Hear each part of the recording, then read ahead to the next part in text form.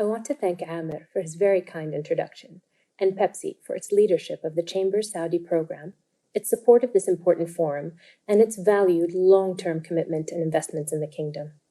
I also want to thank the U.S. Chambers of Commerce and Saudi Arabia's Ministry of Investment for organizing this two-day conference, bringing together business leaders from both nations to consider our shared economic future and how we can emerge stronger together. And a special recognition to the Chamber's new CEO, Suzanne Clark, the first woman to lead this historic institution. We've had a close and constructive relationship with the Chamber, and I look forward to this continuing with Suzanne and her team. You know, after more than a year of shutdowns and lockdowns, school closings, travel restrictions, and many businesses being shuttered, our mutual efforts have now put us on a path to recovery, to reopening, to returning not to business as usual, but to a new post-pandemic usual, that if we work together can be improved and better. But what does emerging together stronger mean? There's talk about a reset, but when it comes to the kingdom, I'm not sure it's as much a reset as a restart. Next month will mark 5 years from when Saudi Crown Prince Mohammed bin Salman unveiled Vision 2030, a bold plan to restructure Saudi Arabia's economy, diversifying from oil dependence, embracing technology and sustainable development, a plan to introduce groundbreaking and social cultural reforms, giving everyone a stake in the kingdom's future, ensuring that every citizen, young or old, man or woman, has a place and pathway to realizing their ambitions and goals. Little did we know then, but Vision 2030 would be instrumental in enabling Saudi Arabia to withstand this crisis. It would become the platform toward our quick and healthy recovery. And in many ways, Vision 2030 prepared Saudi Arabia for this past year. It enabled us to become resilient and resistant and keep us on a track for our resurgence. Because Vision 2030 was our reset. And it enabled us not to shut down over the past year. And now, while we look to restart, building on Vision 2030's plans for economic diversification and development, Vision 2030 was mostly unaffected by COVID's long reach, but not completely. Nothing and no one will ever escape COVID unimpacted. There's going to be a form of PTSD that lingers. Yes, we'll escape the pandemic. Yes, we'll build and recover. But we need to learn from this experience, and we need to better prepare. We need to look for the lessons, and we have so much to learn. Just a couple of weeks ago, we celebrated International Women's Day. One important lesson as we chart our path towards emerging stronger is how do we make sure the recovery includes everyone, especially those most impacted by the pandemic, especially women. To emerge stronger, we need to acknowledge that COVID's impact has not been gender neutral. Women have disproportionately suffered from this pandemic. More women than men have been pushed into poverty, exploding the gender poverty gap. More women have lost their jobs than men, and more young women have been forced to leave school than men, an estimated 11 million more young women worldwide. And more women are burdened with the emotional toll of this crisis, as globally more than 70% of healthcare providers and first responders are women. If we are to emerge stronger and emerge healthier, emerge with futures equally as bright for everyone, we must have a shared commitment to make that happen. But our recovery will be unequal and ultimately short-lived. The kingdom's ready to make sure our recovery is shared by everyone. Vision 2030 is not only a program to diversify and strengthen the nation's economy, it's a program to empower women, a program to make gender equality, diversity, and inclusion a driving force in the kingdom's plans for the future. Everybody's seen the stories about women driving in Saudi, and while that is important, that's barely scratching the surface of what's happening today in the kingdom. Our reforms are much more extensive and impactful, changing the lives of not only women, but families across the kingdom. More women attend college in Saudi Arabia than men. More women are awarded advanced degrees. And women in Saudi Arabia today enjoy equal pay, something that women across the West don't yet. And that's the story of the new Saudi Arabia, our story of reform and gender equality. And that's why 2030, our vision, will enable us to respond to the needs of women and make sure COVID's disproportionate impact on women does not become a permanent impairment. That's one essential consideration to emerging stronger.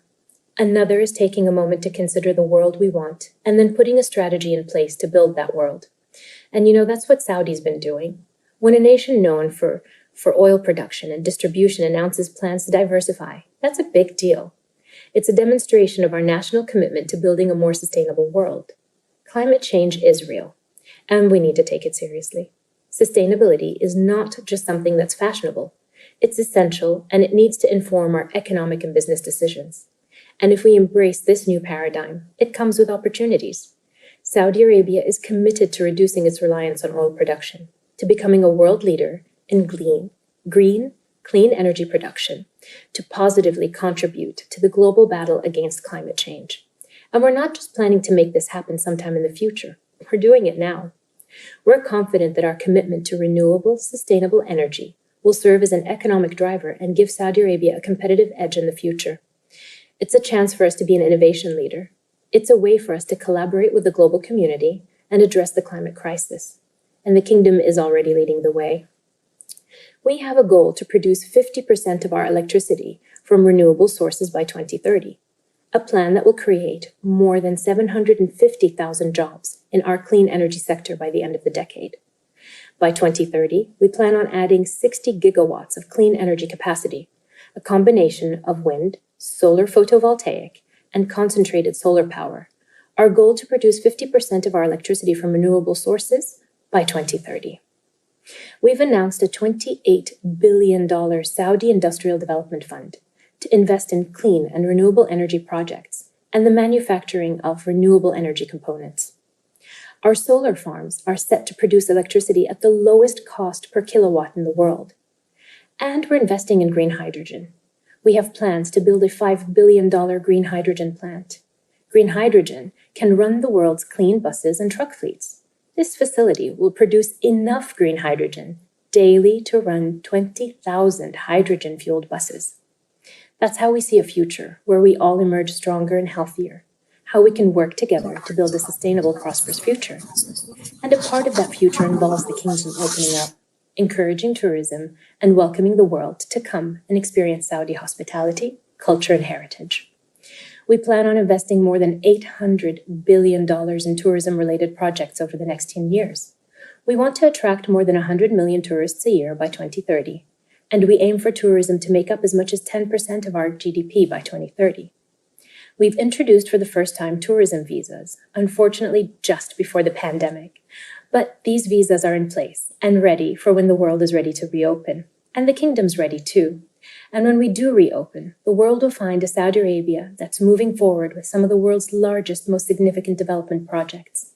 Gediyah, which is an enormous entertainment city outside of Riyadh. It broke ground 2 years ago, and even through the pandemic, work has continued. The Red Sea Project, an eco-friendly, conservation-centered luxury resort that will redefine how we see the intersection of travel and nature. And Neom, the $500 billion city of the future, which will bring together technology and sustainable development, the world's most ambitious project, and a new global crossroads. And this is how we will emerge stronger. How we come out of this pandemic better using this moment, as an opportunity to improve, a moment to address the issues and concerns that will determine the future and shape the world we pass on to our children and their children. Equality and diversity, sustainability and climate awareness, and inclusion. Inclusion has never been more important than it is today. It'll be the key to emerging stronger from this pandemic, because to emerge stronger, we must emerge together. And there is a light at the end of this tunnel, but we need to make sure that that shines bright for everyone. And if ever there was a crisis where we're in this together, it's this one. It's not just good enough to vaccinate some while others remain unprotected and at risk. That risk is to all of us, the variants, the mutations. The only way to get ahead of this is to protect everyone. And this past year, the Kingdom of Saudi Arabia was president of the G20. And at the first ever virtual session of the G20 leaders,